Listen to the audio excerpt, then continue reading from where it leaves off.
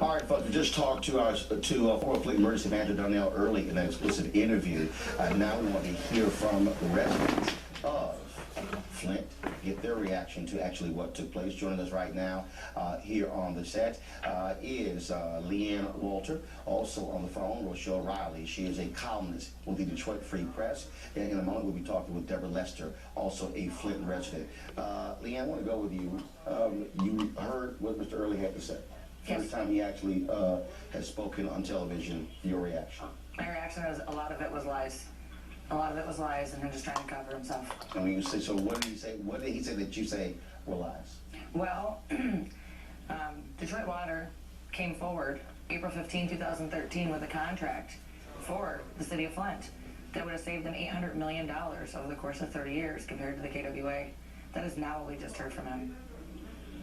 So he said, of course, that there was an opportunity to save money, if you will, because of their resources. Right, and that's not true. Detroit was willing to make it worth our while to stay with Detroit, and none of this would have happened. What about when he laid blame in terms of responsibility? Oh, he is still responsible. He was saying that he's not, but he is. Because he said no one was coming to him telling him to do otherwise. Yes, people did come to him and say otherwise. While he was came to him, citizens. They went to him directly. Yes, there are citizens. Who verbally talked with him. Yes, there are citizens that talked with him about this. One of them is actually here today, and nothing was done for us. You say here today? Yes, he's here with me today. Okay, and you're here because of today's testimony on Capitol Hill. Yes, sir. Rochelle Riley, you heard the interview as well. Your assessment? Well, Roland, first of all, I want to congratulate you for asking quiet questions of the former emergency manager that he won't answer to local reporters who are here on the ground and in Flint and in Detroit. But Leanne is right.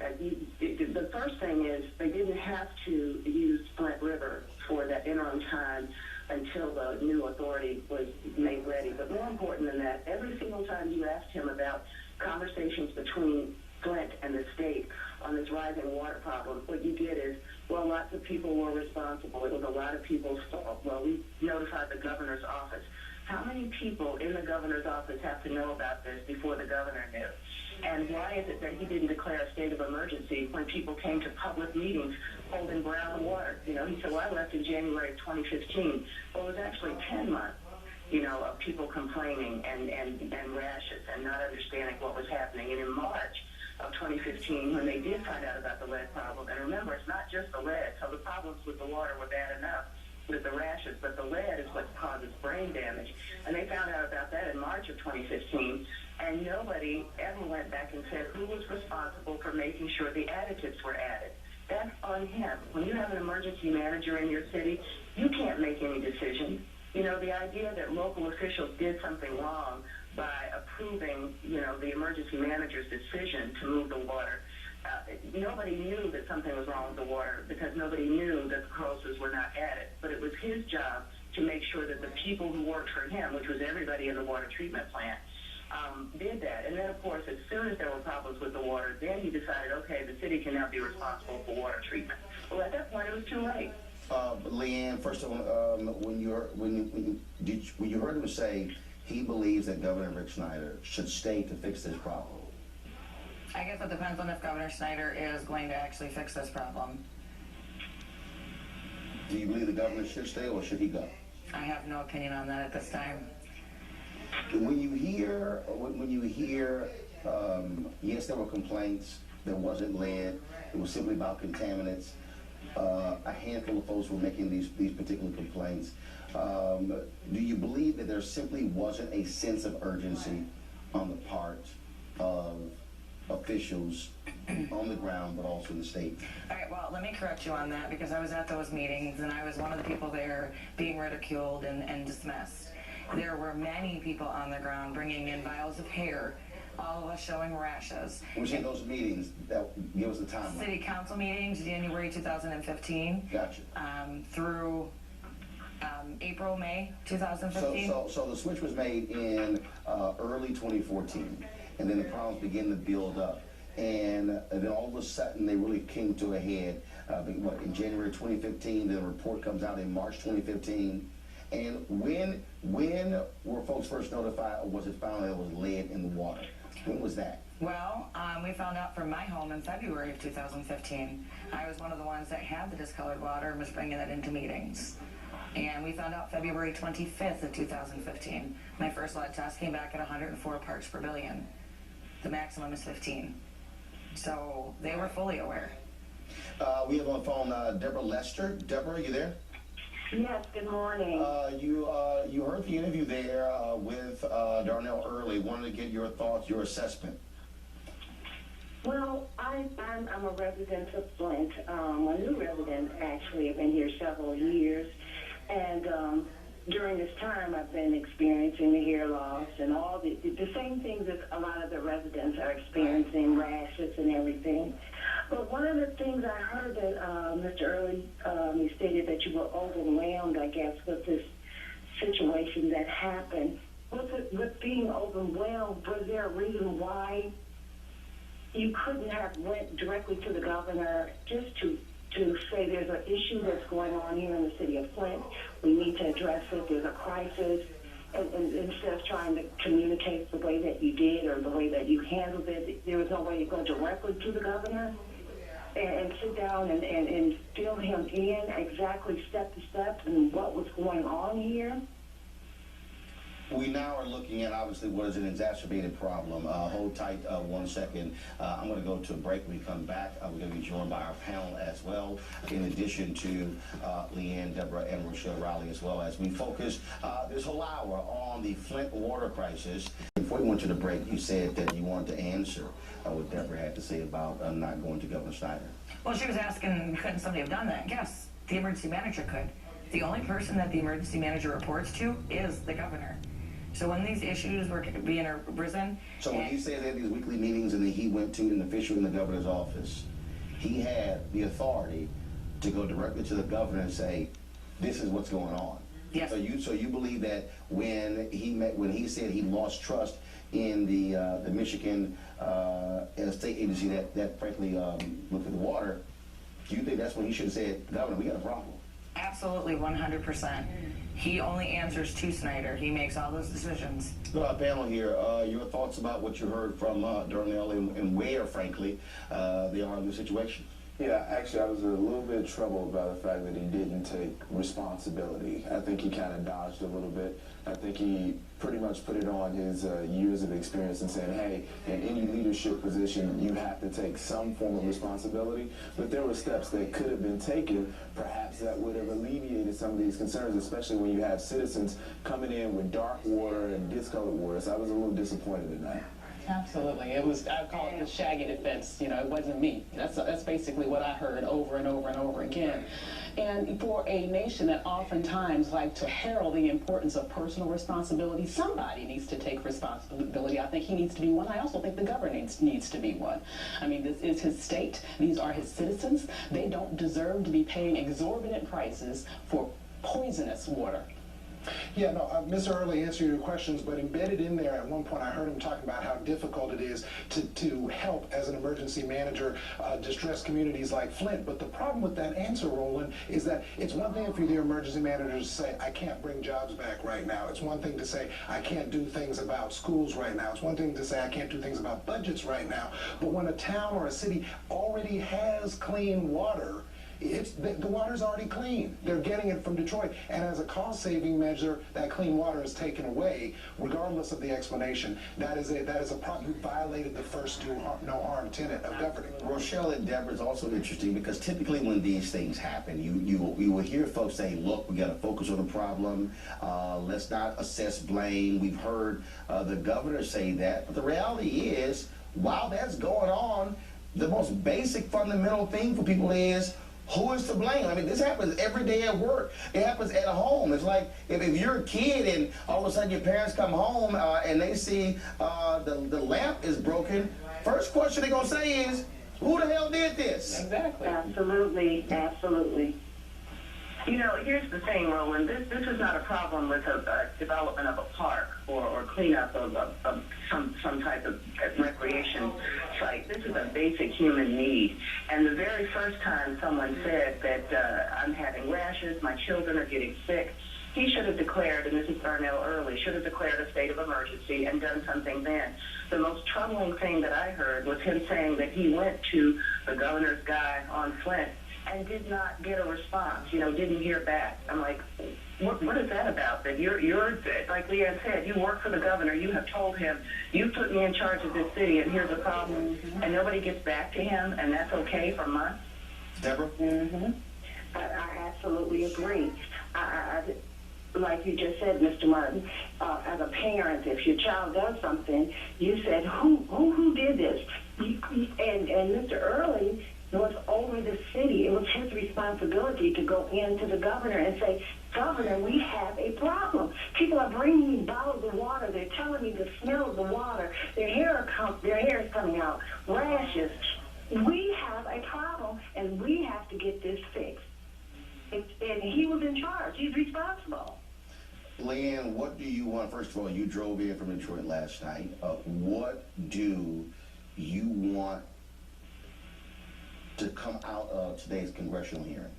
I want some answers. And I want to see Susan Edmonds squirm. And Susan Edmonds is? The EPA Region 5 Administrator Director that resigned. The thing that I think what is interesting here is that here you had the Michigan Environmental Agency saying it's all good. Then you had this regional official, no leadership as well. Then you have the governor, and it was as if nobody wanted to say, we have to fix this. And then you have me as a citizen whose children are being harmed, where I'm watching my kids' hair fall out and rashes and not growing and in and out of the hospital. So I decided to teach myself everything I can about water and figure out they're breaking a federal law, and they want to still continue to lie about it and then not do anything about it. What responsibility do you think the federal government What Susan has has, with this? well, they should have stepped up. The minute they realized that there was no corrosion control in place, they should have stepped up. Susan had been put policy over people. We're going to go to a break right now. We come back, more News 1 Now on TV 1. We focus on the Flint water crisis. We have been focusing all this hour on the Flint water crisis. Here's the thing, David, that is still troubling. Governor Snyder still will not testify before Congress. He will not raise his hand and give sworn testimony before that congressional body. And that to me is an index that he is not, as Mr. Earley said, the right person to help fix the crisis. If he can't even come to Washington, as the delegation and Flint residents like Ms. Walter have come here to tell their side of the story and stand up for themselves as citizens, if the governor, who's supposed to be their leader, if the governor who was oversaw the emergency manager can't do that much, then I think Mr. Earley is wrong when he says that the governor should stay in office and solve the problem. It's very interesting here. There was a Republican debate in Michigan, and only one candidate discussed this. It is as if Republican candidates don't even want to deal with what's happening in Flint. I think that this is an issue that obviously impacts a lot of folks, and this is something that especially the Republican governor should take responsibility for. This is something that he should come on Capitol Hill and testify before the committee on, because as the governor, the buck stops with you, if you will. And it's troubling to me that I haven't heard that kind of level of personal responsibility from this governor, which I believe that he should. When it comes But shouldn't the candidates running say something? Shouldn't they? Because these are residents of an American city. Yeah. These are residents who are every day are being forced to do things that we hear about in other countries, but it's literally happening in an American city. No question about it. Candidates should speak on that issue, and I'm sure if people are reporters are posing those questions, I'm sure that they would answer them. Rochelle? I think that point that he just made is what the issue is. The moderators in that debate didn't get to Flint until they did. They asked one question and they moved away. I don't think that the candidates should be waiting for reporters to ask. I think that for all of the criticism that Hillary Clinton has got about her time in Michigan. She did spend most of her time in Detroit and Flint, but quite frankly, most of what's going on in Michigan is Detroit and Flint. When you've got an international crisis and people from around the world are watching, then yes, the debate should be there, and yes, the discussion should be there, and you shouldn't have to wait for a question to be answered to talk about what needs to be done. Deborah? Yeah, I absolutely agree. They should have addressed this even more. They want our votes. They want us to come out and they want us to vote for them. But they know the issue is at hand. It's right there. It's the elephant in the room, and everybody's just kind of skipping around it, just saying a little bit about it and moving on. They don't want to discuss that this crisis is happening and who should be held responsible. Just say Governor Snyder should be held responsible. He's the one in charge of all of it. Leanne, final comments. Well, I'm hoping that the citizens in Flint get what we need. I hope our water is safe soon here. We need to start getting the health services that are needed on the ground, and shower filter donations are a huge thing right now that people are begging for. All right, Leanne, we appreciate it. Thanks a lot. Deborah, Rochelle Riley, thanks a bunch as well as to our panel. I'll be back. Final comments in just one moment. Some final comments here. One of the problems that we have in this country is that whenever we face a crisis, we typically have folks who call themselves leaders who all of a sudden turn into being rudderless leaders. They want to claim that mantle when they are campaigning. They want to claim that mantle when they are going before the cameras, when they are full of bravado. But when facing a difficult time, well, then they actually run. The reality is this here. Governor Rick Snyder cannot actually fix this problem. Leaders are responsible for leading. Leaders are the ones who also tell their staff exactly what it is they're supposed to do. Leaders are the ones who lead people through a crisis. What this governor is doing is running from the problem. Doesn't matter if he's a Republican. Doesn't matter if he was a Democrat. What matters is that he has failed his own citizens, the folks who went to the polls, who voted for him. Even those who did not vote for Governor Rick Snyder, he also failed them because they are still constituents. The reality is this. They tried to save money by switching water. They tried to go with another company, and it failed. Their decision to save a few $100 million will now cost them even more so. More importantly, it's going to cost the residents. Imagine if you are a child. You now have to be tested for the next 20, 30, 40 years. You're now concerned, even if you have children, whether your children are going to be affected, whether your children's children. You're now talking about something that's now is in the blood of the people. It is now in the bloodlines. Talk about a generational curse because a few folks who saw a funding issue, what they called a funding crisis, decided to save a few dollars. They are playing with the lives of Americans. Yes, the lives of Americans, and that, folks, is shameful. Governor Snyder needs to go. I'm Roland Martin. This is News One Now on TV One.